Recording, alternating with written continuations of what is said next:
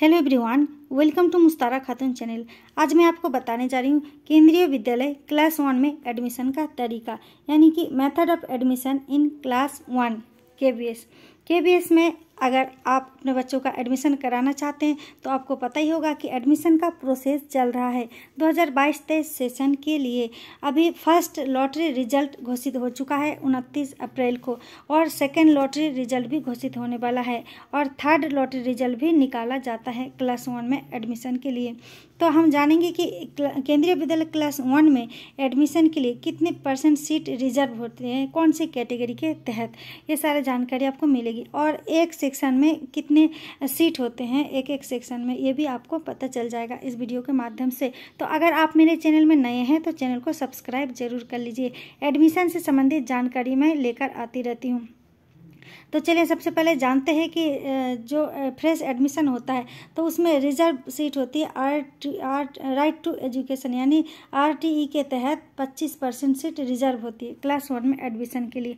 25% seat reserve होते हैं एक सेक्शन के लिए, यानी एक सेक्शन के लिए मैं आपको बताती हूँ। अगर एक सेक्शन में 40 स्टूडेंट होता है, ठीक है, 40 स्टूडेंट में से 25% यानी 10 सीट हो गया RTE के तहत। तो इस तरह से अगर एक क्लास में एक केंद्रीय विद्यालय स्कूल में अगर 5 सेक्शन है तो 50 सीट हो जाएगा RTE के तहत, 50 सीट अवेलेबल होगा, ठीक है। इस समझ में आप आ गया होगा। एक सेक्शन में 10 सीट है तो अगर 5 सेक्शन है तो 50 सीट हो जाता है, 3 सेक्शन है तो 3 सीट होता है RTE के तहत। इस तरह से एडमिशन होता है।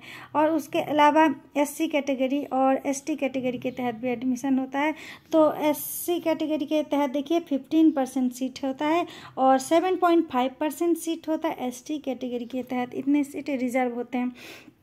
तो देखिए SC कैटेगरी के तहत 15% सीट में से 6 सीट होता है, एक सेक्शन में 6 सीट होता है।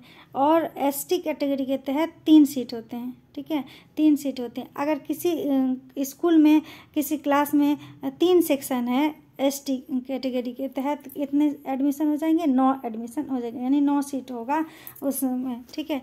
और ST के लिए 6 सीट है, तो अगर 6 सेक्शन है, किसी स्कूल में 6 सेक्शन है तो 36 सीट हो जाएंगे, सिर्फ ST कैटेगरी के तहत एडमिशन होगा इस तरह से, ठीक है। और उसके अलावा देखिए OBC का भी बहुत सारे सीट अवेलेबल होते हैं। तो OBC में नॉन क्रीमी लेयर होना चाहिए, ये मस्ट है, और सर्टिफिकेट जो होना चाहिए वो नॉन क्रीमी लेयर होना चाहिए। OBC में 27% सीट होते हैं।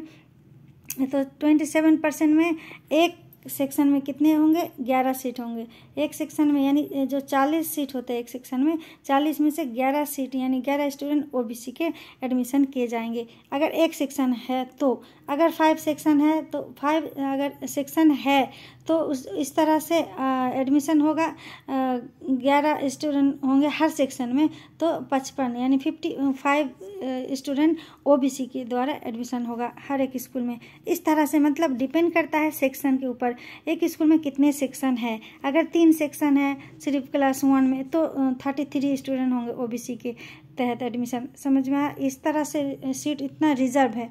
उसके अलावा भी कई तरह से SC ST OBC का एडमिशन होता है। और राइट टू एजुकेशन के तहत आपको बता ही दिया। EWS के तहत भी बहुत सारे स्टूडेंट के एडमिशन होते हैं, उसमें भी OBC SC ST सारे कैटेगरी आ सकते हैं। उसके बाद देखिए सबसे पहले लॉटरी RTE का निकाला जाता है, उसके बाद ऑल DA लॉटरी निकाली जाती है, यानी कि डिफेंस एबल जो स्टूडेंट होते हैं जो आते हैं उस कैटेगरी में।